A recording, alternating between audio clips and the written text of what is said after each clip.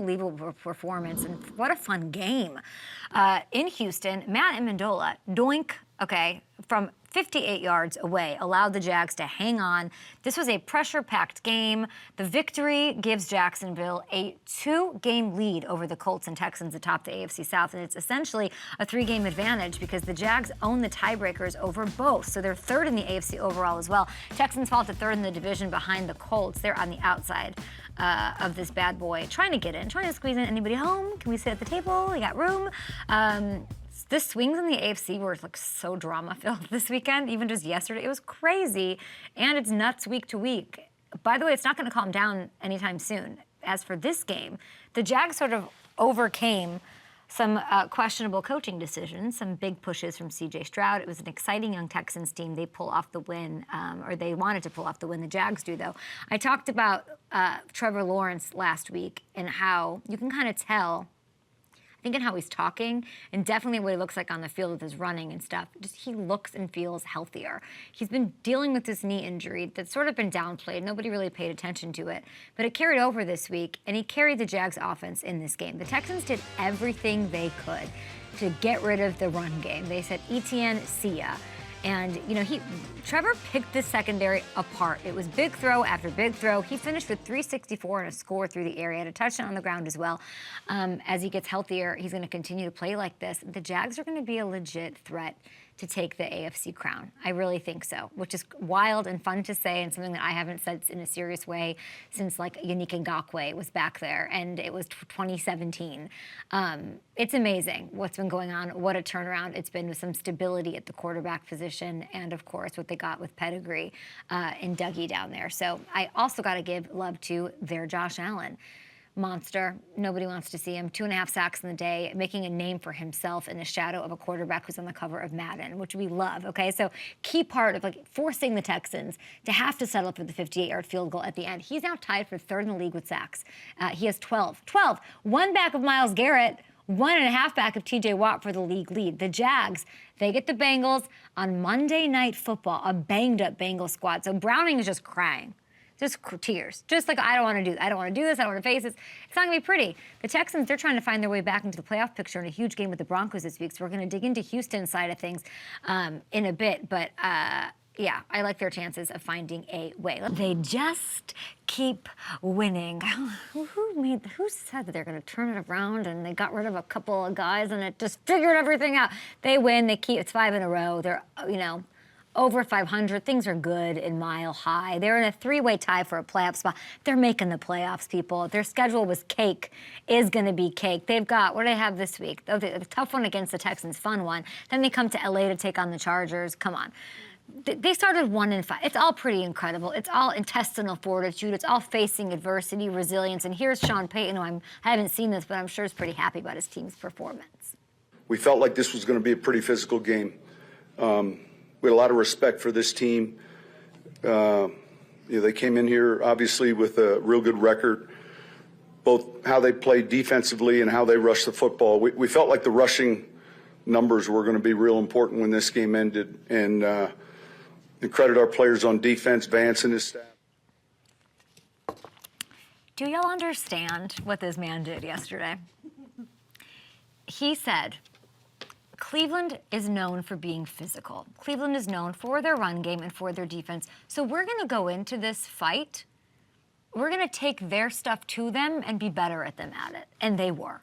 They were like, we're going to take, you know what that must feel? They went in, they said, we're going to take over the identity of our opponent and keep the win streak alive. It was fueled by what he just said, by defense, by physicality, by the run game. They said, we're going to play the Brown style of football better than Cleveland did, and then did that. Yes, that's what they did. Dorian Thompson-Robinson's concussion, some sloppiness from the Browns offense helped make the score more lopsided, but the Broncos have found themselves. They ran for 169 yards and 2 touchdowns on this vaunted Browns defense, gashing them on the ground left and right. And defensively, they forced 5 fumbles. This defense is like, let's go. Let's go. They're so juiced up. It's amazing to see. It reminds me of those Saints defenses that were running into the end zone before anybody else did, taking pictures, doing group celebrations. This is the sort of vibe that's going on. They recovered 3 of those 5 forced fumbles. They held Cleveland at 2 for 13 on 3rd down. The Broncos Broncos are technically on the outside looking in. They're tied with the Colts and Texans for the final AFC playoff spot, 6-5. Gosh, this game's going to be so amazing.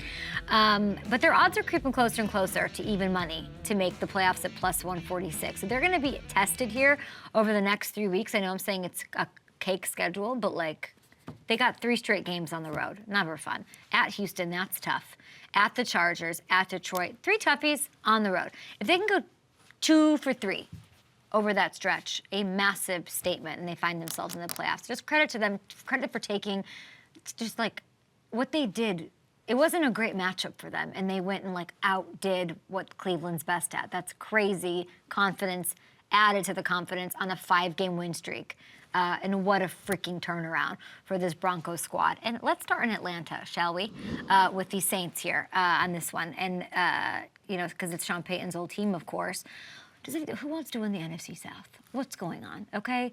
5-6, now lie the Falcons. Here's Bijan Robinson, and a surprise guest, by the way, talking about the big win afterwards. What's up, y'all? It's Bijan Robinson. Hey, we just came out with the W as a team, big team win against the Saints. Hey, we just give God glory, give God praise, and that's what we do. And let's keep rolling, let's keep getting it, and hey, rise up, baby. Bijan's like the most positive player in the NFL. If anybody follows him on Instagram, his stories, his inspiration, like even just that vibe, I would run away from Freddie the Falcon. I don't like birds, as we all know, but he earned that hug and more. This was really about him finally getting completely unleashed and showing. Gosh, I don't even know if I can say it's like the full spectrum of what he can do, but really showing us something. Let the kid loose. He finished the game with 91 and a touchdown on the ground, 32, and this gorgeous touchdown through the air that really put the game out of reach. That's the first multi-touchdown game of his career. You think there's not more coming? Oh, there is.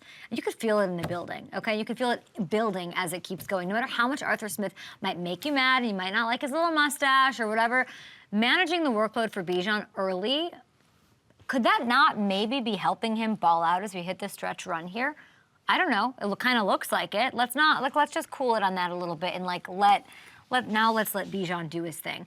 And gosh, we got to shout out Jesse Bates. He's lighting up the YouTube chat here, and he deserves it. What a revelation for this defense. He had a pick 6 and a key forced fumble in this one, and it would be nuts if he doesn't finally get selected as first-team All-Pro. Can we Jesse, right the ship here, world? Like, can there be some goodness in the NFL world and rightness and a rightness to life? As my therapist would like to say, there's a rightness to life. There should be. He should be an All-Pro. I mentioned it earlier. The win puts Atlanta in first place in the NFC South by virtue of the head-to-head tiebreaker. They now hold over the Saints. You know things are going to drag out with this division. It's going to be ups and downs. Falcons have taken over as the favorites. You can see it plus 100 over at the Gold's FanDuel Sportsbook. Saints still right there as well at plus 150. Who wants it more? Bijan and Jesse Bates, 2 absolute studs. I guess we should talk about Cincinnati.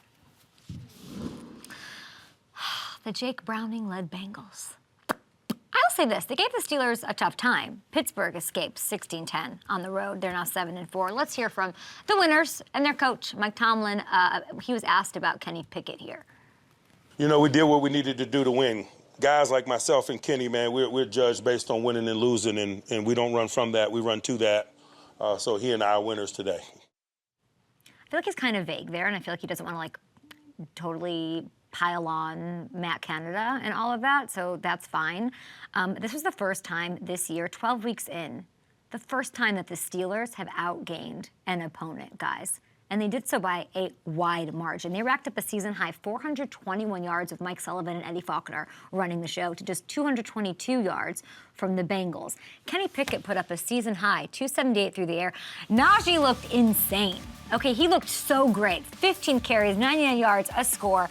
It looked like a totally different Steelers offense. Like they looked on the right side of a playoff picture, and they are there as a result. Bengals side of things, I'm very proud of how this team battled and hung around. I mean, I'm praying for a miracle, always am. I feel like all of the starters, they rose to the occasion. They played their asses off. It is a struggle for this offense with Jake Browning back there.